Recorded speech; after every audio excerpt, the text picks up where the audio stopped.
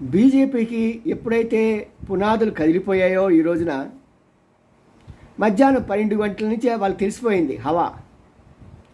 అది యాక్చువల్గా ముందే తెలుసు. మరి టీడీపీతో పొత్తు పెట్టుకోవడానికి కారణం కూడా అదే. టీడీపీకి 20 పైన పార్లమెంట్ సీట్లు వస్తాయని చెప్పి గట్టిగా వాళ్ళకి ఇంటెలిజెన్స్ రిపోర్ట్ వచ్చింది. ఆ రిపోర్ట్స్ తెచ్చుకున్న తర్వాతే మోడీ కానీ షా కానీ వీళ్ళు తెలుగుదేశం పార్టీతో పొత్తు కట్టారండి.